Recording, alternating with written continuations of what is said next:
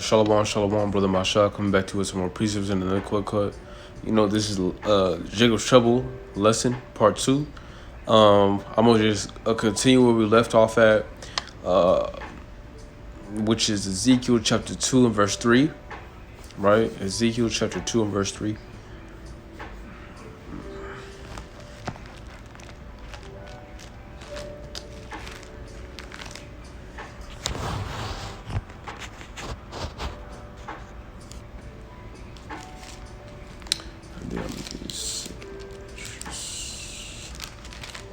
Ezekiel chapter 2 and verse 3.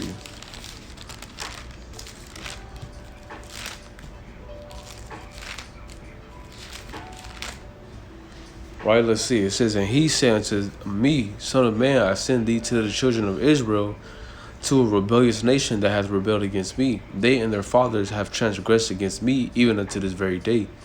For they are impudent children and stiff-hearted. I do send thee unto them, and thou shalt say unto them, Thus saith the Lord Yahweh. And they, whether they will hear or whether they will forbear, for they are a rebellious house, yet shall know that there hath been a prophet among them." Right? So this generation will know that a prophet has been among them. When they see all these things come to pass, when they see martial laws start coming in, next you know, you can't go from city to city, you can't see your family, you can't leave your house. The stores are shut down because there's barely any food. When you see these things come to pass, you will know that a prophet has been among you. Right? Let's keep reading. Well, no, that's it for there. Right? Let's go to 2nd Esdras chapter 15, verse 8. 2nd Esdras chapter 15 and verse 8. It says, "I will hold my tongue no more as touching their wickedness, which they profanely commit. Neither will I suffer them in those things in which they wickedly exercise themselves. Behold, the innocent and righteous blood crieth unto me, and the souls of the just complain continually." Right? So now, when when all these things come to pass, the Most High, He's not going to hold back. You understand? For wrapping His hands around the throats of the wicked. I'm going to put it like that. I'm going to read again. "As touching their wickedness, which they profanely commit, neither will I suffer them in those things in which they wickedly exercise themselves. Behold, the innocent and righteous blood crieth unto me, and the souls of the just complain continually." Okay? It says the souls of the just complain continually. So He hears the cries of the righteous, man. He hears the cries of those who are keeping the law, statutes, commandments, enduring until the end. Who are enduring this truth. You know what I'm saying? Who are keeping the faith, who are keeping their integrity in this thing, walking in wisdom and understanding, abounding in the will of the Lord. He hears the cries of the righteous. But the wicked, He said, I will suffer them in those things in which they wickedly exercise themselves. Behold, the innocent and righteous blood crieth unto me, and the souls of the unjust complain continually. Right? The souls of the just complain continually, man. Right? Let's get 2nd Esdras chapter 15, verse 15. It says, "For the sword and the destruction draweth nigh, and one people shall stand up to fight against another, and swords in their hands. For there shall be sedition among men, and invading one another. They shall not regard their kings nor princes, and the course of their actions shall stand in their power." Right? So it says one people shall stand up to fight against another, and swords in their hands. It says, "For there shall be sedition among men." What does that mean? That means invading. That means destroying governments, the Capitol, the White House, Congress, the branches, the governmental branches of the United States, the Senate, so forth and so on. They're going to be destroyed. There's going to be sedition. They're going to be throwing down the White House, destroying those things. It says, verse 17, "A man shall desire to go into a city and shall not be able." Right? A man shall be desired to go into a city and not shall be able. And not, so like it. A man shall desire to go into a city and shall not be able. My bad. So like it. Right? And that's what happened. That's what happened like last year or the year before, right? When no one could come out their houses, everybody has to be quarantined at a specific time. You know, race wars and riots, you know, insurrection. That's what was going on, you know. And Shalawam, brother. Kazak. Shalawam, king. Right? But that's what's going on, man. That's what was going on is going to happen again, man. That was just a test run, you know. That was just a test run, you know, to see how the people would react, you know. They try to make things happen on their own terms, but everything's going to happen when the Most High Yahweh wants it to happen. Okay? It says, "For there shall be sedition among men, and invading one another. They shall not regard their kings nor princes." What does that mean? That means the presidents. That means the vice presidents. That means the runner-ups, the Senate. That means the what do you call it? All these elect officials that govern these countries. And this is not just going to be in America. This is going to be all over the place. It's going to be everywhere. You know? It says, "For there shall be sedition among men, and invading one another. They shall not regard the kings nor princes, and the course of their actions shall stand in their power." So whatever power they have, or whatever they have to kill and destroy, that's what they're going to use. If they have a tank, they're going to use a tank. If they have a bat, they're going to use a bat. If they have a gun, they're going to use a gun. If they have a chair, they're going to use a chair. The course of their actions shall stand in their power. Right? It says, "A man shall desire to go into a city and shall not be able. For because of their pride, the city shall be troubled, and the houses shall be destroyed, and men shall be afraid." Right? So even men shall be afraid in that day. All your life, you've been training, you know, to be the strongest man. All your life you've been training to be the fastest, the most athletic, the most flexible. You've been doing all these things. But it says men shall be afraid. Men are going to be afraid in those days. You may know karate. You may be a black belt. You may be 5-time black belt, you know. But hey, it says men shall be afraid. Verse 19, "A man shall have no pity upon his neighbor, but shall destroy their houses with the sword, and spoil their goods because of the lack of bread and for great tribulation." Right? I'm reading again. "A man shall have no pity upon his neighbor, but shall destroy their houses with the sword and spoil their goods." Right? So they're going to be coming up in your house, shooting you down, take your kids hostage, run up in your kitchen, take all your food, take all your water that you've been saving. You know, they're going to take... I'm doing a lesson. I'm doing a lesson. You know, they're going to be taking, killing your parents right in front of your face. They're going to be like, "Hey, give me that, or else I'm going to shoot you dead." Right? Hey, some of them, they'll be running up at people's houses, not even warning them. They're just going to take their stuff. You know? So it says, "A man shall have no pity upon his neighbor, but shall destroy their houses with the sword and spoil their goods because of the lack of bread." So people are going to be destroying other people's households because of lack of food. Lack of bread is just synonymous with food. Right? It says, "And for great tribulation." Right? Some people just going to be doing it just to do it. You know? Some people just going to run up in your house and kill you just because they want to. Right?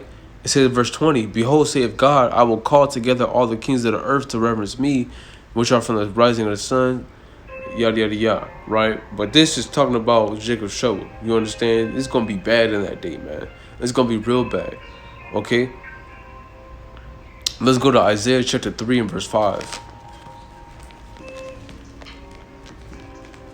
Isaiah chapter 3 and verse 5. Right? It says, "And the people shall be oppressed everyone by another, and everyone by his neighbor. The child shall behave himself proudly against the ancient, and the base against the honorable. When a man shall take hold of his father of the house of his father, when the man shall take hold of his brother of the house of his father, which means your blood brother, saying, thou hast clothing, be thou our ruler, and let this ruin be under thy hand. Right? So, like I said before, your own family members are going to be coming to you asking for clothes, asking for shelter, asking for food.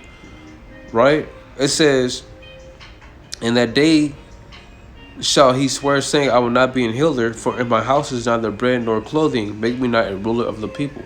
Right? So you may, like I said, it's like an example. If I came over to my brother's house during this time with my family, I'm like, hey, you have clothes, you have shelter, you have water. They're not going to be able to give that to me because they got to provide for their own family. That's how it's going to be in that day. There's going to be a lack of bread, lack of food, lack of clothing, lack of water, no shelter, because people's houses are going to be destroyed. You know, it's going to be like that in that day. You know?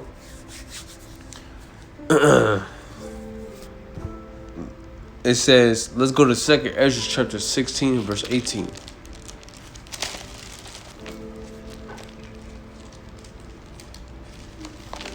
Second Ezra chapter 16 and verse 18. It says, the beginning of sorrows and great mournings, the beginning of famine and great death, the beginning of wars, and the power shall stand in fear, the beginning of evils. What shall I do when these evils shall come? Behold, famine and plague, tribulation and anguish are sent as scourges for amendment. Right? So that's what there's going to be. Famine, the lack of food, the lack of shelter, the lack of home, the lack of hospitality, plague. You know, you're going to have COVID. You're going to have all these plagues that start happening in these last days. When Jacob's trouble breaks off, man, it's going to be plagues. You know, it says tribulation, great tribulation. Your family going to come against you, your brothers, your friends, your sisters, your nieces, your nephews, your uncles. All these things are going to come to pass in these last days, right? It says, in anguish are sent as scourges for amendment. But for all these things, they shall not turn from their wickedness, nor be always mindful of the scourges, right? So even when these things come to pass, even the people that do realize these things, they're still not going to turn from the wickedness. You understand? All the plagues and all the atrocities that are going to come to pass, when people see these things, they're still not going to turn from their wickedness. Right? Let's keep reading.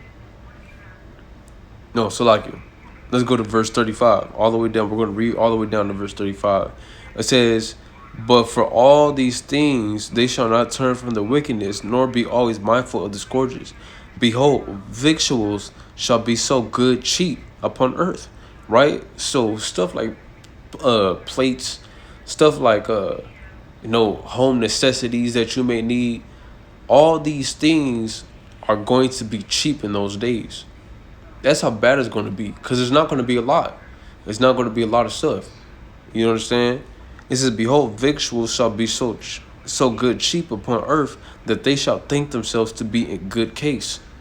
Right? And even then shall evils grow upon earth. So they're going to be so cheap that people are going to start thinking like, okay, things are starting to go good for me, because they're able to afford those things. But it says what? It says, and even then shall evils grow upon earth. So when people think that it's going to go good for them, they able to get small stuff for their family, diapers, Pampers, period pads, whatever you call those things. Kleenexes, man. Toiletry. All those things, baby wipes, those things are going to be cheap in those days. And people are going to think, oh, I'm able to afford these things. Hey, I'm going to be okay. But no, it says what? It says what? It says, behold, vegetables shall be so good cheap upon earth, that they shall think themselves to be in good case. And even then shall evils grow upon earth, sword, which is destruction, from the helicopters, from the tanks, right? From guns, all this type of violence and madness is going to happen. Famine, right? More famine, which means less and less food in stores. And it says in great confusion, great confusion. You know, there's going to be, like I said, sedition among men, insurrection, throwing down of the government. The government's gonna be shut down. You know what I'm saying? The capital's gonna be shut down in every city. The main cities like Atlanta and Los Angeles and Houston and Sacramento, all those places are gonna be shut down.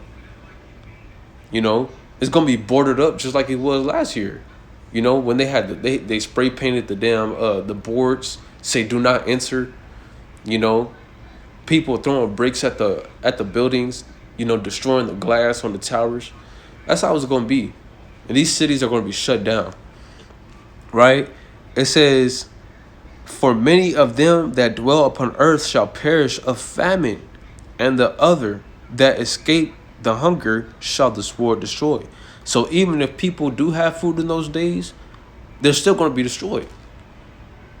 You know? It says, "For many of them that dwell upon earth shall perish of famine," which means they're going to die from famine. They're going to die from starvation or lack of food. It says, "And the other that escape the hunger," so those that escape the hunger or that live through the starvation, it says, "What shall the sword destroy?" Which means somehow they're going to die. You know? It says, "And the dead shall be cast out as dung," which means the dead are going to be just laying in the streets like bird poop, man. If a bird poop, it's just going to poop anywhere. That body's just going to be everywhere. It says, "And there shall be no man to comfort them. For the earth shall be wasted, and the cities shall be cast down." The cities are going to be cast down, man. I remember last year when they was having, after the death of, what's his name? George Floyd. They had the big rallies and riots, all hell broke loose. And the Chase Bank, man, was destroyed. People ran up in there. They was dragging damn ATMs down the street on the car. You know, the whole damn building was just destroyed, burnt on fire. No, I'm good. It was burnt on fire, man. Right? So that's what it's gonna be like. Buildings gonna be burnt up. The church, the mosque, the football field that you used to go to with your best friends, to chill out at. The school down the street gonna be damn destroyed. Shoemaker High School, it's gonna be destroyed. Right? It says, "And the dead shall be cast out as dung," like I said, like dung. Like when birds poop, they poop just anywhere, man. And that's how it's going to be. This is just going to be dead bodies just everywhere, all over the streets, everywhere you go. It says, "And there shall be no man to comfort them." There's not going to be anyone there to comfort those who are still alive in those days. No one's going to be patting you on the back and like, it's okay. We're going to get through this together. It's going to be everybody for themselves. Right. Trying to wipe your tears away. You know, military will turn their back on them. Trying to wrap your head up because you got a big gash in your head from all the blood, from all the bullets that were flying. You probably got a bullet just probably like barely hit your head, and you got a big gash in your head. Ain't nobody gonna be there to wrap your head up for you, man. You know, it says, "For the earth shall be wasted, and the city shall be cast down. There shall be no man left to till the earth and to sow it." There's not going to be no man left to damn take care of the plants, take care of us brothers still at damn Amazon working their daily shift. You know, brothers still at working at the car wash, still working at Kroger. Nobody's gonna be working in that day. There's not gonna be enough people to keep the society up in that day. You understand? It says, "The trees shall give fruit, and who shall gather them?" Right? So we know that, you know, we barely see trees now. We barely see fruit, vegetation, fruit, liveliness. We barely see these things. But what does it say? It says, "The tree shall give fruit, and who shall gather them?" There's not even going to be enough people to gather the fruits off the trees. The apples, the oranges, the grapes. No. There's not going to be none of that in that day, man. It says, "The grapes shall ripen, and who shall tread them? For all places shall be desolate of men." so that one man shall desire to see another and to hear his voice, right? So my brother right here, Jaquez, I'm going to desire to see this brother in that day, right? It says so that one man shall desire to see another and to hear his voice. I'm going to want to hear my brother's voice in that day. I'm going to be wondering what's wrong with this brother, or if he's okay, where he's at, if he's still alive. I'm gonna be wondering those things in that day. You know, we're gonna be desiring to hear each other's voices in that day. You know, you sitting there in the wilderness, just sitting there in the forest, and you just thinking about all the laughs and all the good times you had with your best friend, with your brother. You thinking about those things, man. You're gonna desire those things in that day, right? It says, "For of a city there shall be 10 left, and 2 of the field, which shall hide themselves in the thick groves and in the clefts of the rocks," right? So in one city, and we know how big these cities are compared to just one body, right? Just in one city, there's only going to be 10 people left. That's tough. That's a tough thing to deal with. And we're not talking about the dead bodies as a whole. We're just talking about the people who are going to be alive. In Atlanta, you going to see 10 people, man. You might see a man and a woman on one street. You know, she got her clothes torn up. You know, her bras hanging all the way to the back. You know, you might see the man, he ain't got no pants. You know, half of his damn skin is damn torn off. You might see people just laying on the street on heroin. Right, you might just see people on heroin trying to escape the atrocities in that day, man. Right, it says, "For of a city there shall be 10 left, and 2 of the field." So you're gonna see people, you know, like when you're driving in the country and you see the big tall poles, and you see the it's just like that one long grass area with the big tall poles and the wire fence just going far down. It says you're gonna see 2 in the field, right? You know where the across the street, all that field over there, right? It says 2 of the field. There's only gonna be 2 people in the field, man. For my job. Right. It says, "Which shall hide themselves in the thick groves." They're gonna be hiding in the thick groves, and it's gonna be thick. Why? Because no one's gonna be able to take care of the grass anymore. No one's gonna be able to mow the lawns or, keep the trees up, trimmed up. It's gonna be thick out there, man. Cause no man's gonna be walking the earth that much in that day, man. It's gonna be very little in every city, man. It says, "As in an orchard of olives, upon every tree there are left 3 or 4 olives. Or as when a vineyard is gathered, there are left some clusters of them that diligently seek through the vineyard. Even so, in those days there shall be 3 or 4 left by them that search their houses with the sword." I'm reading again. It says, "Even so, in those days there shall be 3 or 4 left by them that search their houses with the sword." So the people who come up in your houses, they gonna shoot you down. They ain't gonna have no mercy. There's no, oh, please spare my life. There's no, oh, please spare my children. Please don't kill me. Please don't take my clothes and my food and my raiment. There's not gonna be no damn remorse in that day. Right? This is the time of Jacob's trouble, man. Right? It says, "Even so in those days there shall be 3 or 4 left by them that search their houses with the sword," which is the gun, the modern day gun, man. Right? It says, "And the earth shall be laid waste, and the fields thereof shall wax old." The fields shall wax old, which means what? That it's just like, for instance, the older you get, the more your beard starts to come in, right? So it says, "And the earth shall be laid waste, and the fields thereof shall wax old," which means what? The fields are going to start growing more plants, more trees, more vegetation. You gonna have to when you walk down the street, you usually walking you just walking a normal walk. You don't have to jump over anything. You don't have to slide down the dirt hill. But you're gonna have to, in that day. You're gonna have to.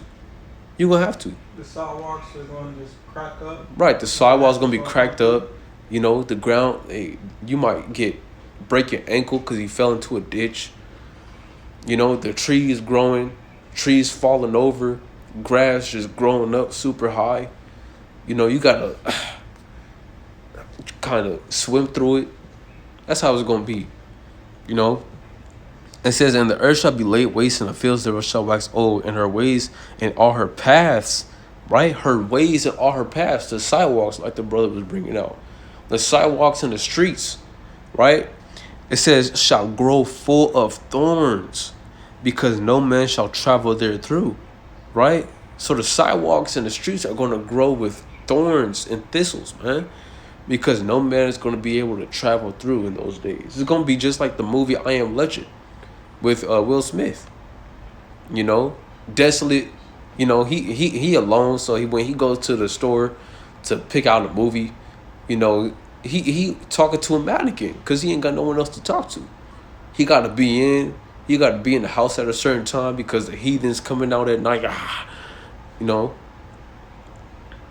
You know, it's gonna be desolate, man. You know, you might see somebody in the city just standing there in the middle of the street, just chanting words, just out of nowhere. You know, talk about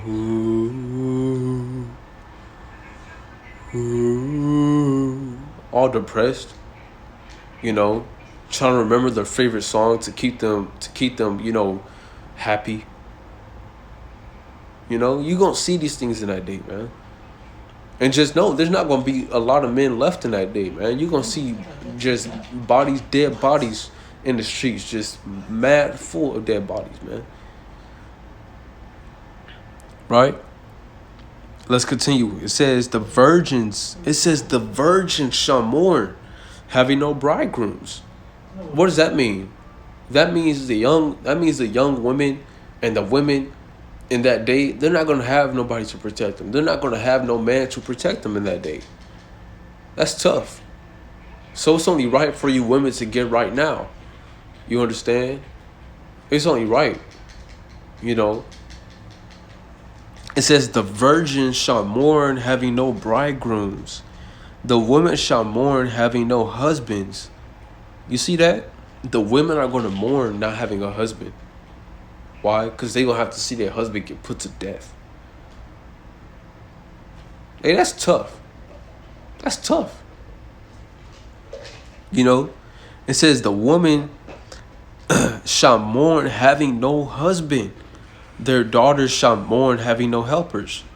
Which means, like, my mother, she going to mourn because she ain't going to have a husband that day, man. My sister, she going to mourn because she ain't going to have nobody. She ain't going to have me. I might be put to death. You know, my brother Jaquez might be put to death in that day. And she ain't going to have nobody. You know? Let's keep reading. It says, in the wars shall their bridegrooms be destroyed. Right? In the wars. Which means what? Because remember, there's going to be martial law in that day. You're going to have the CIA, the FBI, the SWAT. You're going to have FEMA out there. You know? I don't know. You might have the FDA out there. I don't know. You never know. You gonna have like I said, FEMA, SWAT, the Navy out there, the Army. What else we got? What other military branches? You got the Navy. You got the Army. You got the Marines. You know. National Guard. Say what? National Guard. You gonna have the National Guard out there, man. You gonna have police ain't gonna be police. They're gonna be the first people you'll see. Right. They're gonna be the first people you see that day, man. You know, the streets gonna be shut off, the city's gonna be shut off, people just gonna be killing each other, man. You know, it says, in the wars shall their bridegrooms be destroyed, and their husbands shall perish of famine. Hear now these things and understand them, ye servants of the Lord. Right? So we got to understand these things, that these things are coming to pass. These things are going to come to pass. And it's coming quick. A lot of prophecies broke off this year, man. A lot of prophecies. Gaza and Israel, you know, Russia, Iran, South Korea and North Korea, bombings and earthquakes all over the place. You know, China been ready, man. You know, Biden over here he almost said, we doing these things to get the Israel. He had to stop himself. He almost said Israelites. He almost let out the whole truth to the whole world, man. So a lot of things are being exposed in these last days, man. For real. You know. Let's go to Isaiah chapter 3 and verse 5. Because I want to touch on something real quick. Isaiah chapter 3 and verse 5. It says, "And the people shall be oppressed, everyone by another, and everyone by his neighbor, and the child shall behave himself proudly against the ancient, and the base against the honorable." Right? Let's go to Isaiah 4 real quick, because I want to touch on the point where it says, "The virgin shall mourn, having no bridegrooms. The women shall mourn, having no husbands. Their daughters shall mourn, having no helpers." You understand? So let's see what if this correlates with Isaiah chapter 4. Not Isaiah 4, Isaiah 3 and 16. Right? I was right. Isaiah 4. Isaiah chapter 4 and verse 1. "In that day 7 women shall take hold of one man." You see that? This is Jacob's trouble we talking about. This is the time, the hour of temptation, according to the scriptures, man. It says, "In that day 7 women shall take hold of one man." Because why? Because the husband is going to be dying. The sons are going to be dying. So 7 women going to take hold of me. 7 women going to take hold of Jaquez. And 7 in the scriptures is just a complete number. So it could be 14 women for all you know. It says, "And 7 women shall take hold of one man, saying, we will eat our own bread and wear our own apparel. Only let us be called by thy name to take away our reproach." Right? So they're going to be like, please let us be with you. Please, we don't have no food. We don't have no shelter. We'll pay whatever, just please protect us. Please protect us. That's how it's going to be in that day. 7 women going to cleave to you, to one man. And they're going to be begging you. Hey, I'll wear my own clothes. Just make me your wife to take away my judgment. That's what it's going to be like in that day. That's what they're going to be saying. According to the scriptures, that's what it says, man. It says, "Let us be called by that name to take away our reproach," which is judgment. You understand? So they're going to want a man to protect them in that day, to protect them and guide them so they don't get destroyed or shot up or whatever the case may be. Hey, I'll give you my body, whatever it is, just protect me. You can't make these things up. Right? So let's go to First Esdras chapter 4 verse 15. Right? Because when these women come up to you, what you gonna do in that day, man? What you gonna do? When they beg you for clothing and shelter. Because a lot of men gonna give into it, man. Let's get this. For First Esdras chapter 4 and verse 15. It says, "Women have borne the king and all the people that bear rule by sea and land." Right? "Even of them came they, and they nourished them up that planted the vineyards, from whence the wine cometh. These also make garments for men. These bring glory unto men, and without women cannot men be. Yeah, and if men have gathered together gold and silver or any other goodly thing, do they not love a woman which is comely and favor and beauty?" Right? So these men are talking amongst themselves, and they're like, damn, man, like women,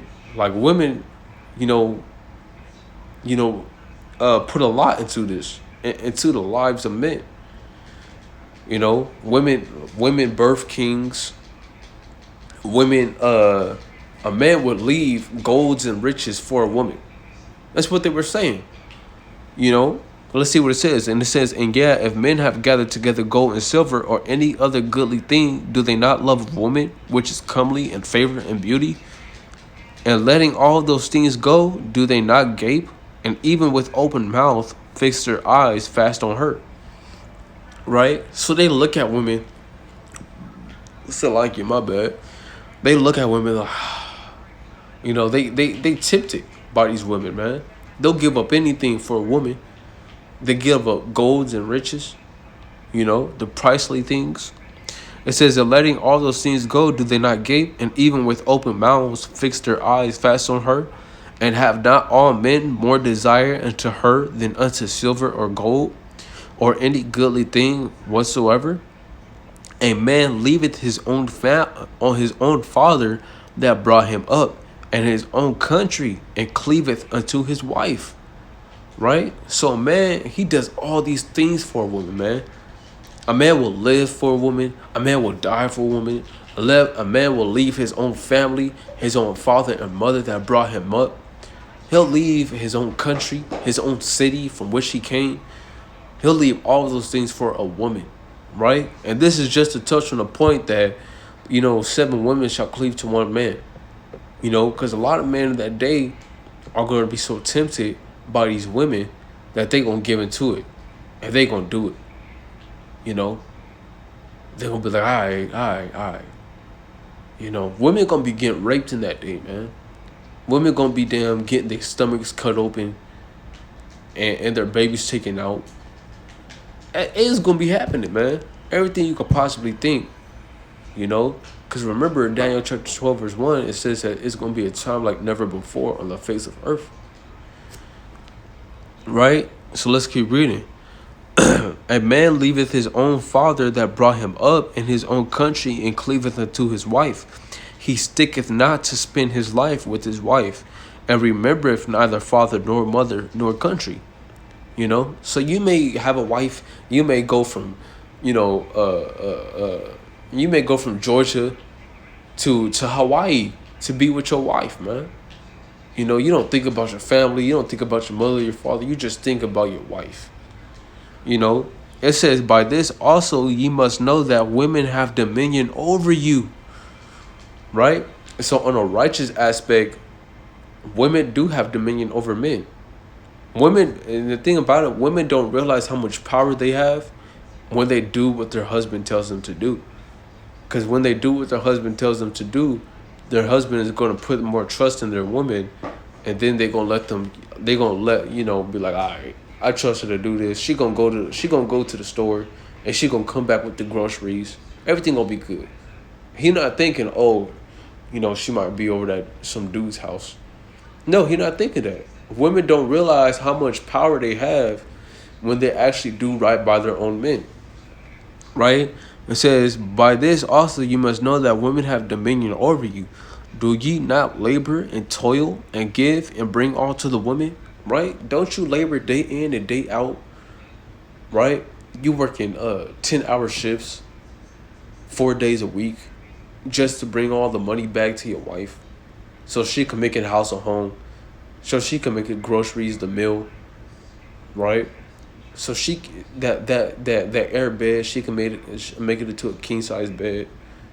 You bring home all the riches of your labor to your wife, right? Verse 23, yeah, a man taketh his sword and goeth his way to rob and to steal, to sail upon the sea and upon rivers, right? A man, he gonna join the military. Out of all things, a man gonna join the military to support his wife. He willing to go to war and lose his legs for his wife, man. That's what that's saying, man. A man is willing to rob the store for his woman. A man is willing to go up into Burlington's, and steal the woman a big old fat jacket for the winter. These are the things that man will do for a woman. It says, and looketh upon a lion and goeth in the darkness, and when he hath stolen, spoiled, and robbed, he bringeth it to his love. Right? So a man will look a lion in his face. Hey, if a lion was in front of a cave, that man will go into that cave and get the riches and bring it back to his wife. That's how crazy men can get for women. right? And that's what these men are talking about.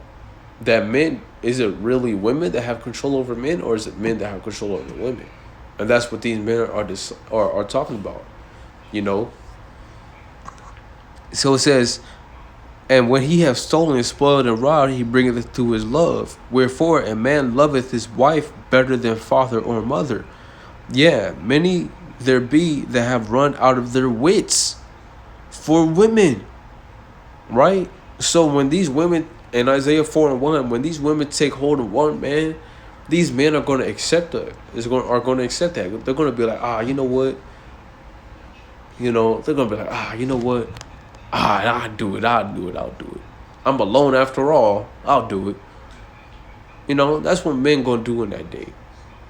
You know.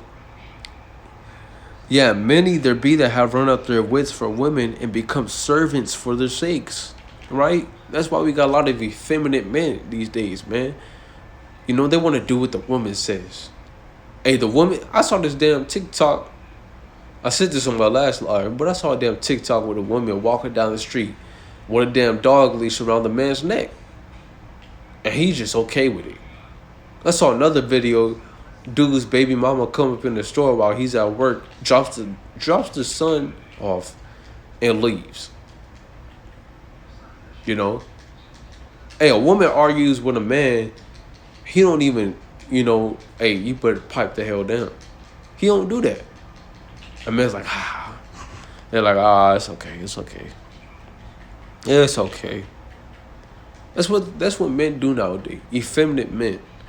They have no power over their household, no power over their women. Right? It says, yeah, many there be that have run out their wits for women and become servants for their sakes. Right? Just to keep a woman, a man will butt kiss the hell out of a woman. You know? He'll be like, okay, babe. All right, I'll rub your feet. All right, I'll do the clothes. When in reality, the woman's supposed to be doing the clothes. You know? But now I'll do the clothes. You know? All right, I'll cook dinner. Man, talk about he gonna cook dinner after he come home from a long day of work. The woman kick her feet up on the table, her soggy, nasty toes up on the table. Talk about rub my feet, and the man does it. You know, so it says many there be that have run out their wits for women and become servants for their sakes. Many also have perished, have erred and sinned for women. So men, and this is the thing, man. Men have literally perished for women, died for women. A whole damn Romeo and Juliet story, man. The woman dies, so the man gotta die. He like, nah, I'm not gonna live without you. Right? And have perished, have erred. Right? A man probably had a damn, a good scholarship. But that girl that he was talking to promised him that, hey, if you forget about that scholarship and come to me with Italy, we can live our best lives. If you marry me, I'll never leave you. I'll always take care of you as my husband. They leave their scholarship for that woman and go to Italy. Next thing you know, they in Italy. The woman divorced him. He ain't got no money in his bank account because she took it all. She took all. Everything that man had, she gave it to him. She paid for his car note. Her name was on the car. This, that, and the third. Now the brothers all jammed up because he believed a lie. He gave all his trust into a woman that told him, hey, if you come with me to Italy, I'll give you your best life. I'll be the best wife you ever had. And he believed it. Right? So men have got jammed up and erred, man. They have got jammed up and failed for women and died for women. Right? It says, and sinned for women. And now do you not believe me? Is not the king great in his power? Do not all regions fear to touch him? But the whole point of the matter is, in that day in Jacob's trouble, when 7 women shall take hold of one man, you hear that now, you think it's a nice thing, right? You think it's a beautiful thing that you're going to have 7 plus women cleaving to you, following you everywhere you go. You trying to stay alive. Next thing you know, You're in the wilderness, and you see the damn military, and the woman like, hitch, and she like, sorry. Next thing you know, military look back, is like, hold up, I heard something. You know, you gonna get caught up messing with these women. These women gonna betray you in that day, and you think it's gonna be a beautiful thing, man. You know. Hey, so you gotta be careful, man. You know, you gotta be careful. Cause why? Because you gotta look at the story of Eve, man. Eve, whose fault was it according to the scriptures? Was it Eve or Adam's? It was Eve's, man. You know, so you gonna end up falling for Eve, and then end up being like Adam again. You know, you gonna fall. If I could tell brothers anything, I wouldn't say, cleave. Let these women cleave to you in that day, man. If you gotta be alone, be alone. You know what I'm saying? You could move faster. You know what I'm saying? You ain't worried about, this person left behind. You got to go back and look for them. Because now after a while, you done caught feelings for them. So now you want to go back. No. Everybody want to be captain, save a hole in that day. Ain't nobody. And brothers with wisdom ain't going to be doing that. They're not going to sacrifice their livelihood for a woman. They ain't focused on women. They focus on surviving in that day, right? So let's keep going, man. Let's keep going. Let's go to 2nd Ezra chapter 16 and verse 38. 2nd Ezra chapter 16 verse 38. So basically everything that we went over was, your family gonna betray you. Your closest friends are gonna betray you in that day, man. Your house gonna get breaking into, your food gonna be taken, you gonna have to be on the run, from martial law. There's gonna be all types of famines and pestilences and plagues all over the place. You're gonna have to try to stay alive in that day. That's what we went over so far. Right? Let's go to 2nd Ezra chapter 16 and verse 38. It says, as when a woman with child in the 9th month bringeth forth her son, within 2 or 3 hours of her birth, great pains compass her womb. Which pains, when the child cometh forth, they slack not a moment. So in that day, this is just a parable, comparing a woman's pain, stomach pains, giving birth to a child, to the pains of that day. Right? It says what? Which pains, when the child cometh forth, they slack not a moment, right? So the pains in that day when it comes forth, it's not going to slack not one moment. It's going to be continual death, continual famine, continual pestilence, continual earthquakes in diverse places, continual wars in that day, man. It's going to be a continual pain in that day, seeing your family members drop dead because of lack of food. You ain't got no clothes. You ain't got no shoes. You ain't got no socks. But you got to keep running so that way you don't get caught up by a martial law or by somebody running through the field getting ready to shoot you down. It's going to be continual pain in that day. Okay?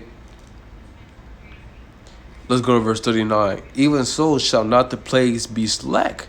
So the plagues aren't going to be slack. What are those plagues? The same plagues that were in the book of Exodus, man. The death of the firstborn, famine, pestilence, the death of the cattle, etc., etc. It says, and the world shall mourn, and sorrows shall come upon it on every side. Now, does that literally mean the earth is going to mourn? You're going to hear a deep cry coming from the pits of hell? No. That's talking about it's not going to be no livelihood anymore, man. Everything's going to be dead. You understand? Everything's going to be dead, man. There ain't going to be no more light. There's not going to be no more life. Animals going to be running rampant.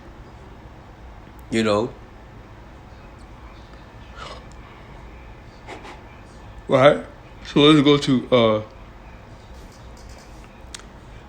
to Amos chapter 5 and verse 19. Because like I said, these things are not going to be slack.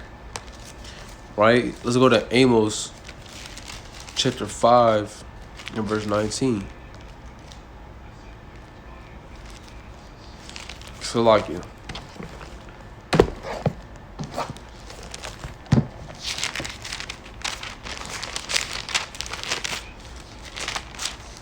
Amos chapter 5 and verse 19. It says, verse 18, it says, woe unto you that desire the day of the Lord, to what end is it for you?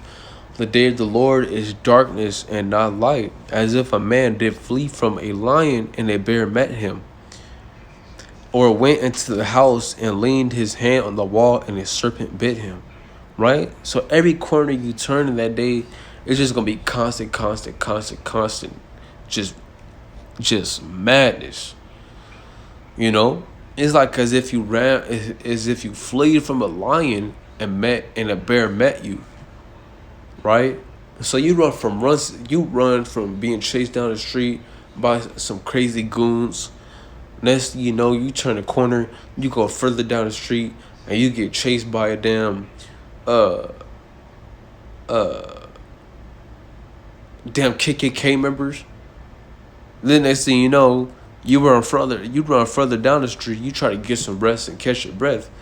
Next thing you know, somebody looking down at you, start shooting at you. Everywhere you go, you're going to have troubles in those days. You know, you're not going to have rest. Okay?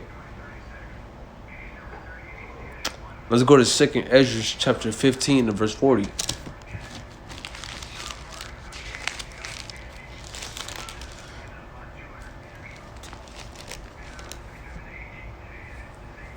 Second Ezra chapter 15 verse 40. It says, the great and mighty clouds. Am I in 15? No, I'm not. I can't be. Yeah, I am. 2nd Ezra chapter 15 verse 40. It says, the great and mighty clouds shall be lifted up, full of wrath, and the star, that they may make all the earth afraid, and them that dwell therein, and they shall pour out over every high and eminent place in a horrible star. Is that what I was looking for? Yes, it was.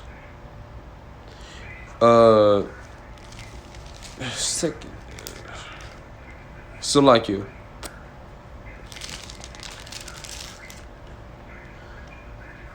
Oh, here it is. It wasn't 15, it was 16. I thought so.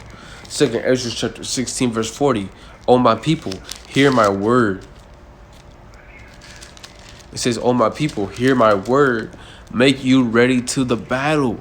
And in those days and in those evils, be even as pilgrims upon the earth. Right? So in those days, you're going to be a pilgrim upon the earth. Right? Let's look at the definition of pilgrim. Right? Let's get this real quick.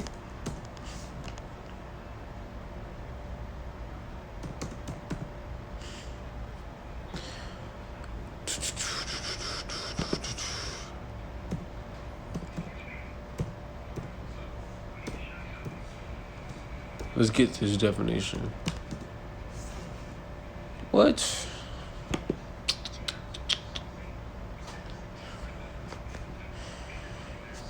Madness.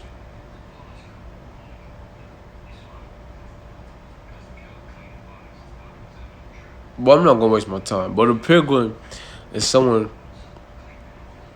who, you know, they traveling, you know, on foot.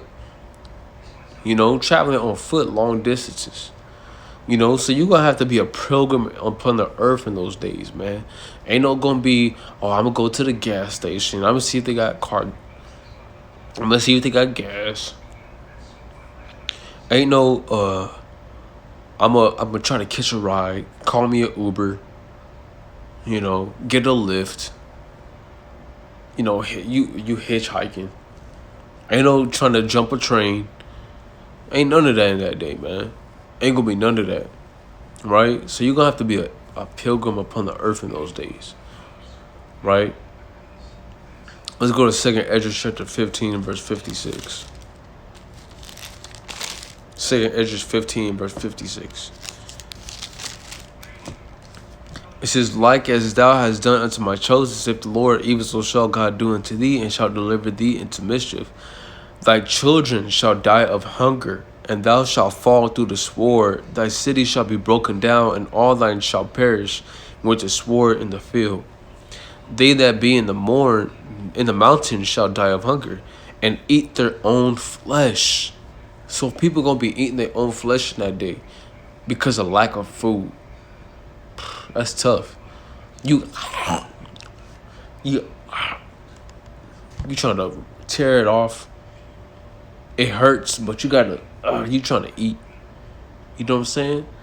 It says, they that be in the mountains shall die of hunger, and eat their own flesh, and drink their own blood. Man, that's nasty. That's sick. They gonna be like, gargling with it. Oh man. Oh man, that's disgusting. Just a thought is disgusting. It says, they that be in the mountains shall die of hunger, and eat their own flesh, and drink their own blood, for very hunger of bread, and thirst of water. Right? So they gonna be hungry for food and thirsty for water, bro. They gonna be eating their own flesh, eating the flesh of their other spouse, dead carcass, right next to them, cause they already tapped out. Let's keep reading. It says, and drink their own blood, for very hunger of bread and thirst of water. Thou, as unhappy, shalt come through the sea and receive plagues again. And in the passage they shall run on the idol city, and shall destroy some portion of that land, and consume part of that glory, and shall return to Babylon that was destroyed. Right? I'm going to read back at verse 59. It says, thou, as unhappy, shall come through the sea and receive plagues again. Right? So some people going to be traveling through the sea to try to escape the plagues, trying to escape the things that are to come. That's tough, because it says, and receive plagues again. So you done left the land. You run to the shore. You see a boat out there in the distance, so you got to run through the water a little bit more. You get into the boat. You trying to whole military chasing after you. They like, hey, there's somebody out in the sea. We got to get them. People start shooting at you. They missing you. You trying to get away. You know. Hey, these things are gonna be real in that day, man. We just read that you're gonna be eating your own flesh and drinking your own blood. Yahweh forbid that it be one of us. But that's the scriptures. That's what if that's what the scriptures say, that's what it is. Right? It says, thou as unhappy shall come through the sea and receive plagues again, and in the pastures they shall rush on the idol city, and shall destroy some portion of thy land, and consume part of thy glory, and shall return to Babylon that was destroyed. And thou shalt be cast down by them as stubble, and they shall be unto thee as fire, and shall consume thee, and thy cities, thy land, and thy mountains, all thy woods and thy fruitful trees shall they burn up with fire. So there's going to be massive fires. All these wildfires that we see, especially in California and in Australia too. These fires ain't nothing compared to what the fires are going to be like on that day. There ain't gonna be no food except for the elect. You know, just think about that, man. Think about that. That's tough. That's a tough thing to go through, man. It says, in thy mountains, all thy woods and thy fruitful trees shall they burn up with fire. Thy children shall they carry away captive, and look, what thou hast, they shall spoil it and mar the beauty of thy face. Right? It says, the children shall they carry away captive, and look what thou hast, they shall spoil it and mar the beauty of thy face. Which means what? They're going to impair your face. They're going to be beating you so bad that your face is going to be looking like Emmett Till's face. And that's not something to laugh about. Your face is going to be so disfigured that, just like Emmett Till's parents said, when they saw their son, they couldn't even tell if it was their son or not, because his face was so impaired. You know, it just looked like one big flap of flesh. That's what it's gonna be like in that day. I may not have a nose in that day, man. My lips may be caved in to the back of my throat. My teeth may be caved in to my mouth. My tongue may not even be there no more. You know, my eyebrow may be down here somewhere. You know, the hairs in my beards may be plucked off. It's gonna be bad in that day, right? Let's go to Matthew chapter 24 and verse 42.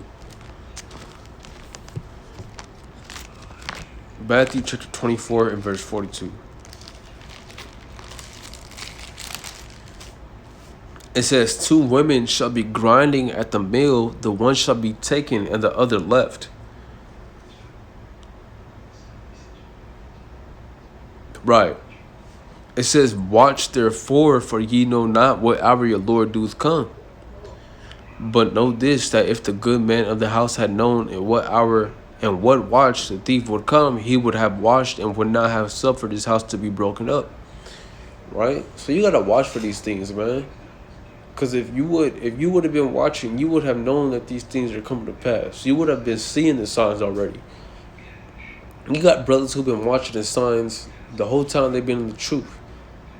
40 plus years, 30 plus years, 15, 5 years, 6 years, 4 years, 3 years, 2, 1 year. And they still watching for the signs of the times to come. You know, so it says watch, man. You got to be watchful of these things, man. These things that are going to come to pass. Okay? The Most High already told us what was going to happen, how it was going to happen, who's going to die, who's not going to die, how are they going to die, how bad it's going to be, the severity of it, who is there going to be food in that day, what about clothes, are our family members going to turn against us? All of those things are answered. The Most High answered our questions already. You know, let's go to verse 48. It says, but and if that evil servant shall say in his heart, my Lord delayeth his coming, and shall begin to smite his fellow servants and to eat and drink with the drunken, the Lord of that servant shall come in a day when he looketh not for him, and in an hour that he is not aware of, and shall cut him asunder, and appoint him his portion with the hypocrites. There shall be weeping and gnashing of teeth. Right? So endure. Be patient and endure. Endure the times that are to come. Be patient in the times that are to come. You know, don't denounce the Yahweh. Don't denounce him. The things that are going to come, don't denounce Yahweh. Don't fall out this thing. Don't be wearisome. Okay? Be patient.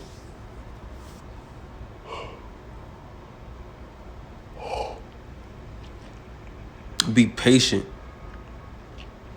Verse 51, it shall cut him asunder and appoint him his portion with the hypocrites.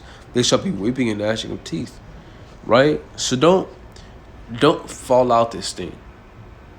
You know, don't be that brother that one day you in the truth, the next day, he's taking too long. My back hurts. I'm tired of working. Let's see, you back into the world. You done got an eviction at your house because you've been gone, because you've always been out there partying. You done left your job. You're not paying bills on board. Now you live with your sister. That's a like it, my bad. Now you live with your sister's ex-husband because your sister don't want to deal with you. You know? Hey, so be patient, man. All right, let's go to Matthew chapter 24, verse 44.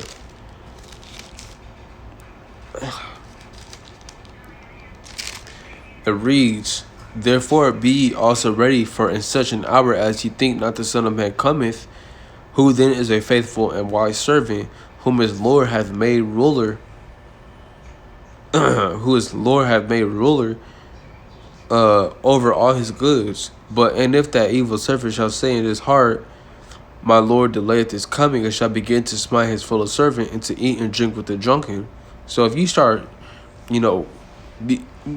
going back into the world, man, start becoming a reprobate, man, and you just gonna have to deal with it, man. You know? Let's go to Hebrews chapter 12 and verse 1. Hebrews chapter 12 and verse 1. It says, "Wherefore, seeing we also are compassed about with so great a cloud of witnesses, let us lay aside every weight and the sin which doeth so evilly." I'm read again. Let us lay aside every weight and the sin which doeth so easily beset us, and let us run with patience the race that is set before us. So run this race, man. Don't give up. You know, when that time comes and all hell breaking loose and your family's gone, your children gone, you know, when you seen all these mad deaths and, you know, you may have post-traumatic stress disorder. You may have want to commit suicide, you know, endure. Okay, it says, let us lay aside every weight and the sin which is so easily beset us, and let us run with patience the race that is set before us. So don't let the worries of this world, don't let your past sins weigh you down to this thing, man. Don't let the all the times you done fell out this thing, you done caught up in the same lust time and time again, repented for it time and time again. Don't fall into those things. Because why? Because you're going to end up losing faith, you know? You're going to end up thinking like, I don't think I'm going to make it anyway. Because of all these things that I did, I don't think I'm going to make it anyway. You don't want to do that. You understand? That's a big thing, man. That's a big thing in that day, man. You got to have faith, man. Don't let these sins overweigh you in that day. All right? Let's go to 2nd Ezra chapter 14 and verse 14. Right? 2nd Ezra chapter 14 and verse 14. It says, "Let go from thee mortal thoughts. Cast away the burdens of man." Right? Cast away the burdens of man. You understand? You worried about, oh, how am I going to make rent? Oh, how am I going to feed the kids? Oh, how am I going to get diapers? Oh, how am I going to get baby food? How am I going to get to work? Oh, man, my car tire popped. I got to call my job. You call your job tell you, oh, no, well, there's no excuses. You got to come into work. And you work at the fulfillment center. You work right at the damn plantation, the big old warehouse. And they tell you, you should have told us ahead of time. Nope, no excuses. You can't come in. Well, we're going to have a talk Monday. Next thing you know, you get fired. Don't let these things overweigh you, man. Remember, this place is not our rest. That's important. This place is not our rest. You understand?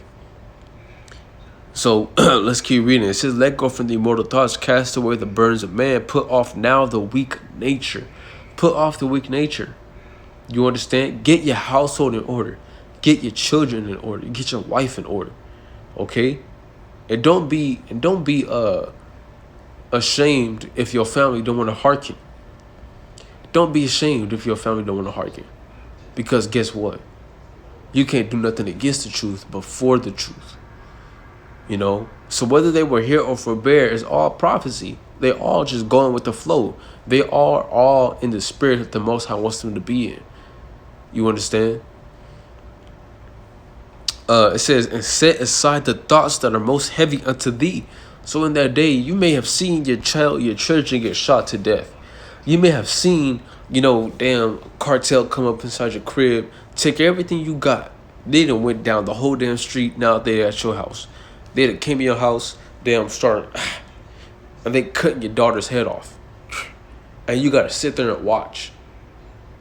They just, and you hear the flesh, you hear the bones breaking apart. It's gonna happen. It may not happen to you, but it's gonna happen. But it says, "And set aside the thoughts that are most heavy unto thee." So you may escape, and you may be out there for days and days and weeks and months at a time. You understand? And you may think upon these things, but you must endure to the end. You understand? It says that are most heavy unto thee, and haste thee to flee from these times. For yet greater evils than those which thou hast seen happen shall be done hereafter. Right? It says, "For look how much the world shall be weaker through age, so much the more shall evil increase upon them that dwell therein." So you going through what you're going through now on a low level, trying to make rent, take care of your household, take care of your family. You know, make sure you still have clothes to wear and food to eat and showering. You know, if you worried about these things now, how much more in the day, in the hour of temptation? Are you gonna give out in that day, or are you gonna endure? You know, are you gonna endure, brother? Are you gonna endure, sister? You know you ain't got a dress on, you just got a shirt now, and it's cold. Are you gonna endure? Are you gonna denounce the name of the Lord? You know, and just be like, hell with it. You know, I'm gonna die anyway. Are you gonna do that? Or are you gonna endure this thing, man? Don't let these things get a hold on you, man. It's gonna be a horrible day in that day, man, but you must endure. You understand? Let's go to 2nd Ezra chapter 16 and verse 57. 75. 2nd Ezra chapter 16 verse 75. Let's see what it says. It says, "Be ye not afraid, neither doubt, for God is your guide." So don't be afraid and don't doubt in that day. Don't doubt if you're going to make it. Because now you're thinking like, man, I could have done better. I could have put in more work. I could have labored more abundantly. I could have, would have, should have, all those things. Don't doubt in that day, man. You know, it says, "Be ye not afraid, neither doubt, for God is your guide, and the guide of them who keep my commandments and precepts, saith the Lord God. Let not your sins weigh you down, and let not your iniquities lift up themselves." Ooh, that's tough, man. That's tough, man. You can't, you know, don't let your sins weigh you down, like I said before. Or like it said in Hebrews chapter 12. Right? Don't let your sins weigh you down. Don't let these thoughts weigh you down. Don't let the incredulity of the unbelievers trouble you, which is the unbelief. Don't let the unbelief of those that don't believe in the Most High Yahweh trouble you. They're like, man, I don't know about this. Man, they scared. You may be on the damn FEMA bus on the way to the FEMA camp. You may be shaking.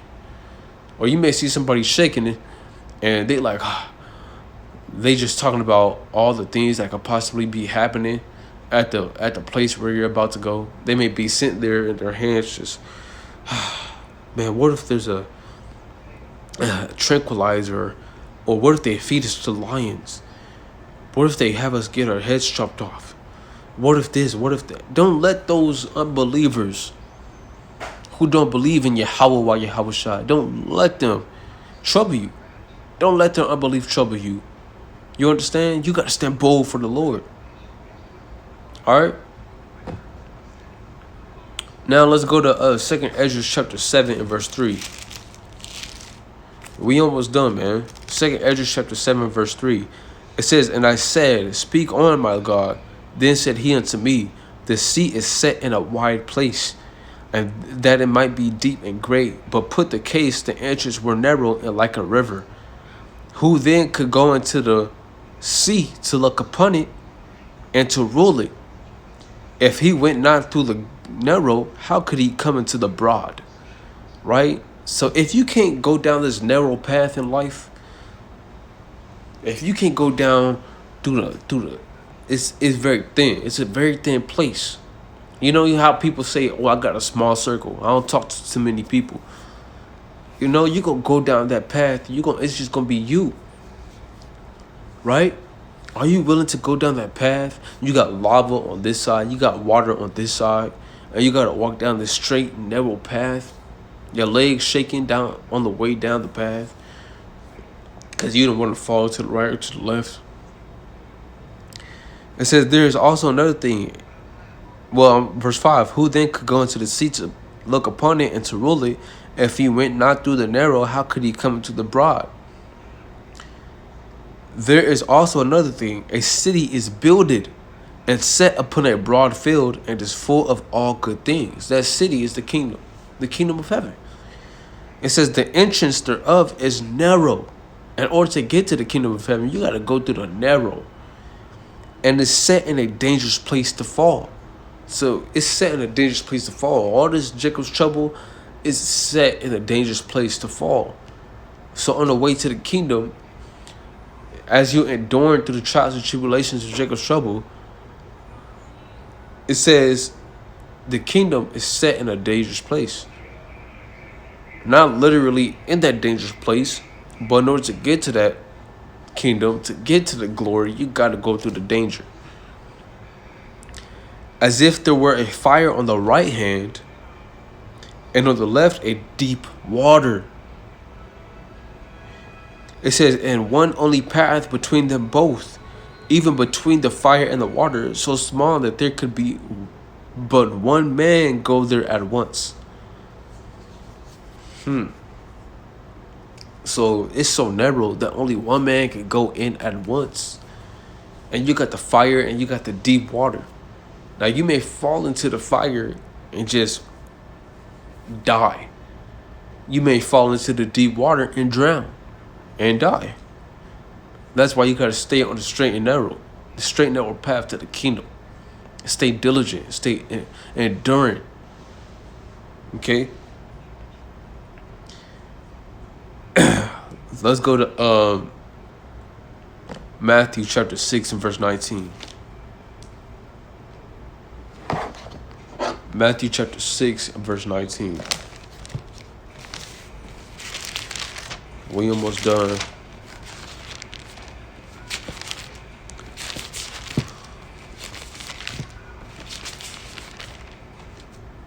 Right?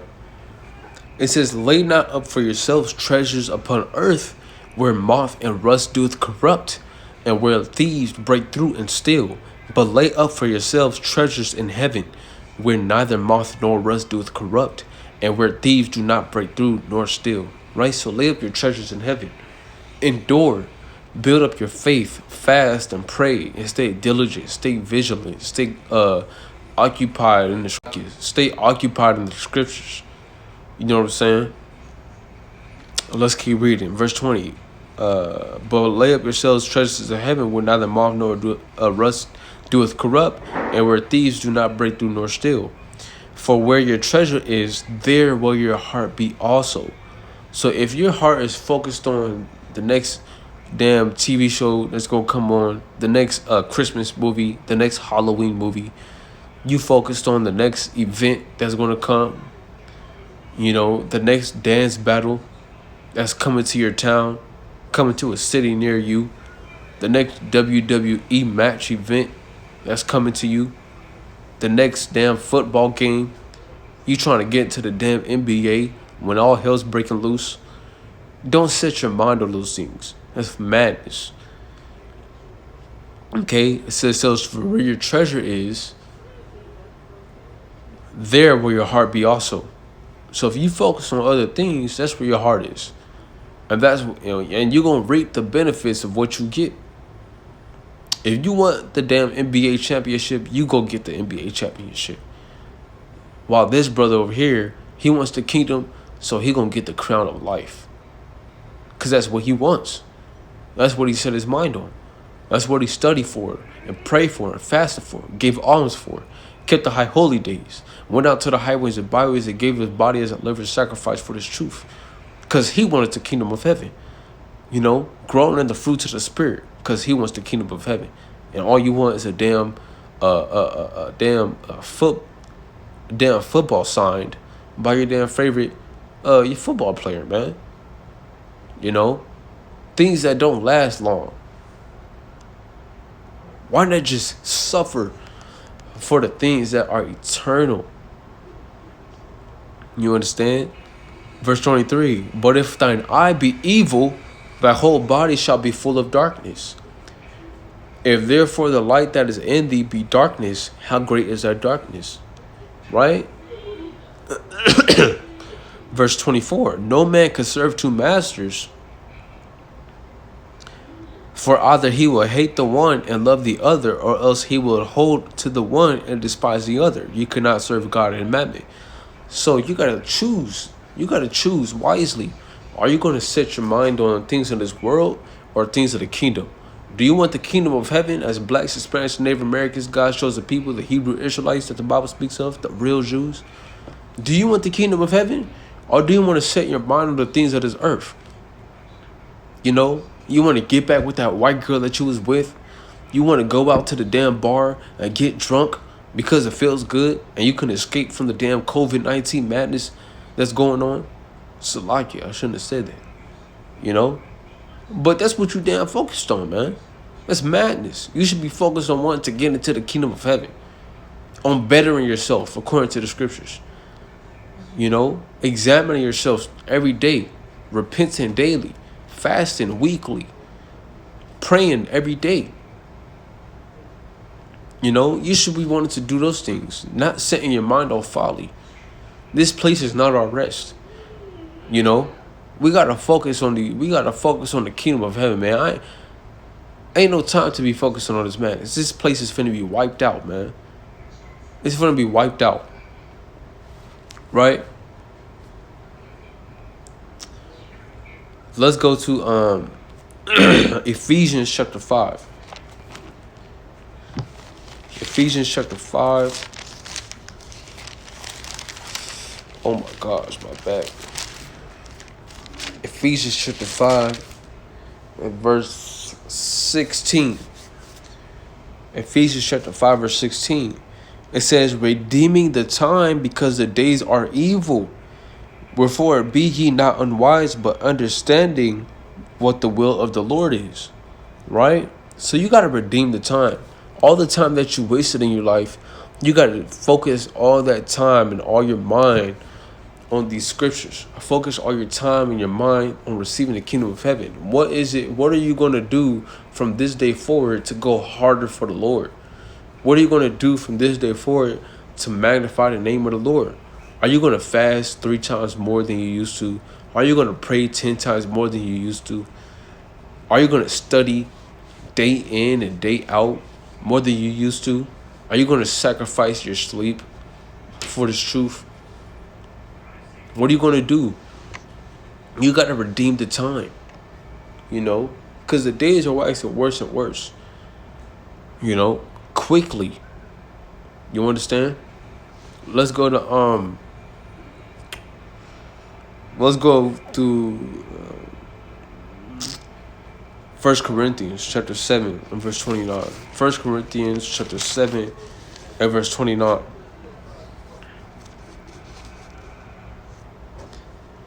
But this I say, brethren, the time is short, it remaineth, that both they that have wives be as though they had none, and they that weep as though they wept not, and they that rejoice as though they rejoice not, and they that buy as though they possess not, and they that use this world as not abusing it, for the fashion of this world passeth away. Right? So what's that saying? That means that, hey, you may have a wife, but you got to act like you don't have a wife. It says you may weep, but act like you never wept. Act like you never cried in this thing. And they that rejoice, act like you never rejoiced before, man. You know? It says, and they that buy as though they possess not. Right? So you got to act like you don't have a wife in this thing, man. Because all you focused on is getting to the kingdom of heaven. That doesn't mean don't take care of your wife. That doesn't mean don't work. And the water king. Right? But that doesn't mean don't take care of your wife. That doesn't mean don't take care of your kids. That just means you got to be focused on this truth. You got to be focused on these scriptures. Focused on the law, statutes, commandments, and gaining wisdom in these last days. All right? Let's go to Matthew chapter 6 and verse 25. Matthew chapter 6 verse 25. Let's get that real quick. Right? It says, therefore I say unto you, take no thought for your life, what ye shall eat or what ye shall drink, nor yet for your body what ye shall put on. Is not the life more than the meat, and the body more than raiment? Behold, the fowls of the air, for they sow not, neither do they reap, nor gather into barns, yet your heavenly Father feedeth them. Are ye not much better than they? Which of you by taking thought can add 1 cubit unto his stature? And why take ye thought for raiment? Consider the lilies of the field, how they grow, they tell you not, neither do they spin. And yet I say unto you that even Solomon in all his glory was not arrayed like as one of these.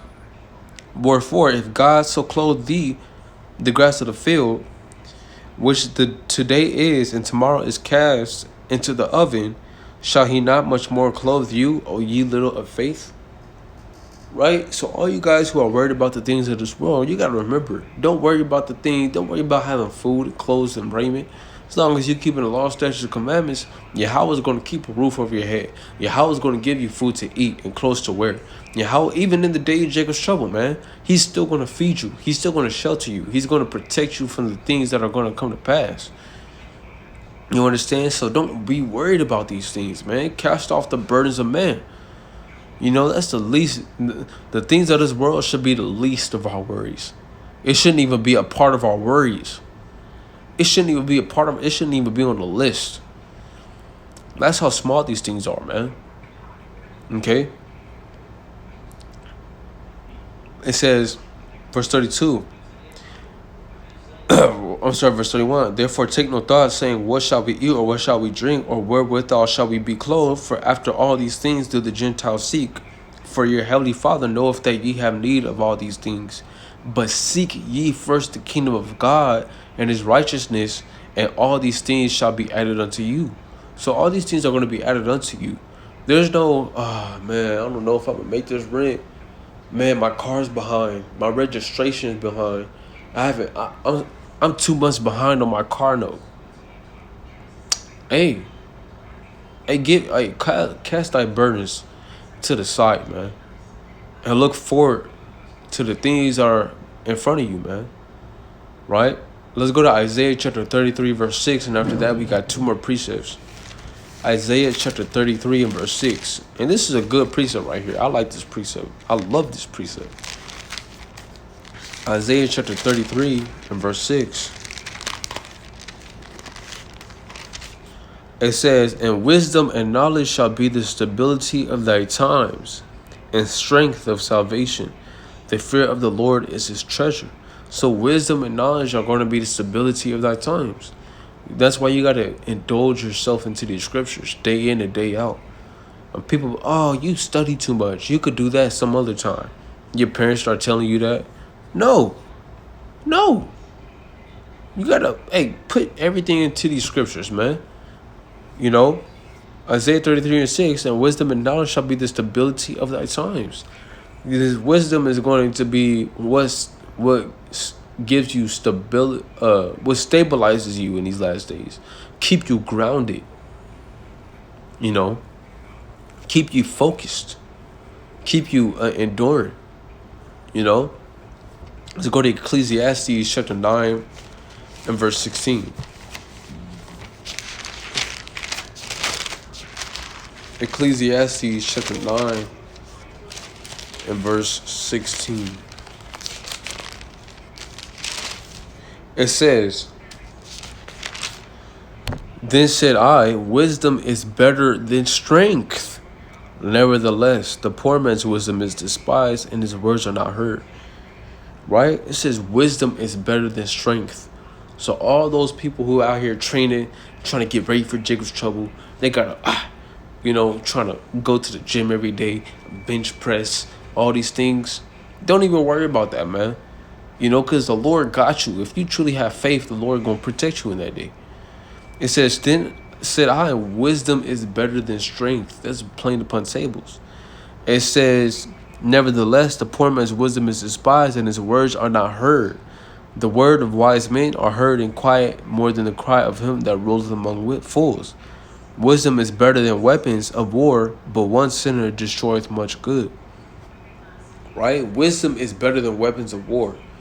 So all those people who, they getting the guns ready, they getting the bullets ready, they've been saving up money so they can get that new gun that came out. It says wisdom is better than weapons of war. You can't make these things up. So it's only right that we build up our wisdom, knowledge, and understanding. and get the wisdom of what's going to be happening in these last days, how it's going to be happening, who's going to happen to, what's going to happen if we do not do what the Most High requires of us in order to be preserved in that day. Right? Let's go to Proverbs chapter 24 verse 5. Right? Proverbs chapter 24 and verse 5. It says, a wise man is strong. Yeah, a man of knowledge increaseth strength. For by wise counsel thou shalt make thy war, and in multitude of counselors there is safety. Right? It says, through wisdom in houses of my bad. Salakia, 24 verse 5. A wise man is strong, yet a man of knowledge increaseth strength. For by wise counsel thou shalt make thy war. So after all, wisdom being better than strength, after all, wisdom, you need wisdom before you go out to the battle. You need to know how, okay, this is what we got to do. We need men over here. We need men over there. We need men on the northeast, the north and the east. We need men in the middle, right? Etc., etc. You have to have wisdom before you go out to the battle, right? So after all, wisdom is what we need in these last days, man. Let's keep reading. It says, wisdom is too high for a fool. He openeth not his mouth in the gate. He that deviseth to do evil shall be called a mischievous person. The thought of foolishness is sin, and the scorner is an abomination to men. If thou faint in the day of adversity, thy strength is small. Right? If you faint in the day of adversity, your strength is small. Your strength, let's read this again in verse 5. A wise man is strong. A wise man is strong. Right? Benching weights don't make you strong. Being wise makes you strong. So in verse 10 it says, if thou faint in the day of adversity, thy strength is small. Which means you have very little wisdom. You understand? You can't make these things up, man. So we done went through the whole Jacob's trouble. You know what I'm saying? We done went through the precepts. We done got the understanding of the times that are to come. You know, and I hope brothers and sisters enjoyed this lesson. I want to give a mighty shalawam to the brothers out there, man, doing the work, laboring day in and day out. Please spread these videos, man. Spread my videos, please. Babu Kasha, Babu Kasha, Babu Kasha. You know, let's get this truth out there in these last days, man. You know, but yeah, the water to all the Akim for coming into the live, the water for the Aqua for listening in, and Shalawam. Shalawam, Shalawam.